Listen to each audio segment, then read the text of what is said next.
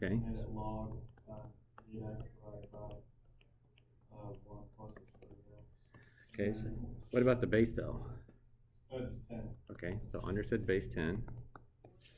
Yeah, and then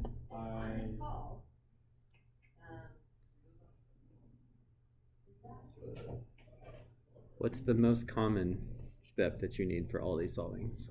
oh yeah, then I changed it to exponential. Okay, so that would say 10 squared Yeah, equals equal to, this. and then after that I did multiply, or first off I made it 100.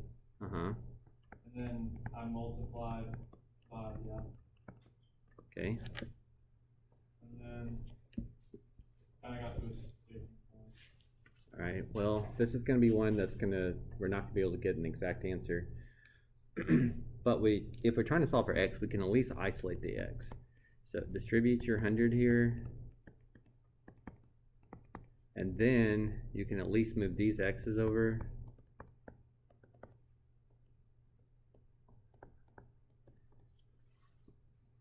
Right, you really want all the x's on one side by themselves. I was just not sure how I was supposed to get one x, like how I was supposed to get both x's regular. Because like if I just square it, then the other x is squared. Well, that can be okay. Oh yeah, because then it can be quadratic. Yeah, but the chances of you making an extraneous answer there are pretty high, so just make sure that you plug it in and make sure.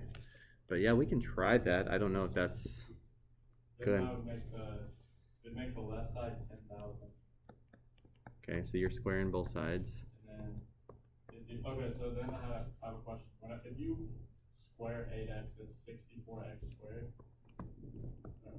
Okay, but you don't get to just square each term, you know. Yeah. When you square it, you got to take this times itself. You got to think of it as FOIL. So this times this distributed to this would be minus 800 x to the 3 over 2. This times this would be another minus 800 x to the 3 over 2. And then this times this would be 10,000 x. I don't know. That doesn't look any better to me. Yeah, that doesn't look better either. Honestly, this is going to be like kind of where it's a little bit different on the test. No calculator. This will be easier to solve around right here. Something much more manageable.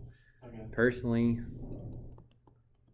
I would just approximate those. I would just use my calculator. Use the solver, graph, whatever.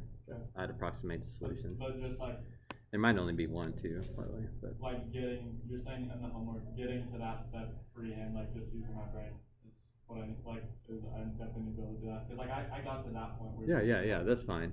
I would say you do need to be careful. There was one question where you had to factor out a GCF.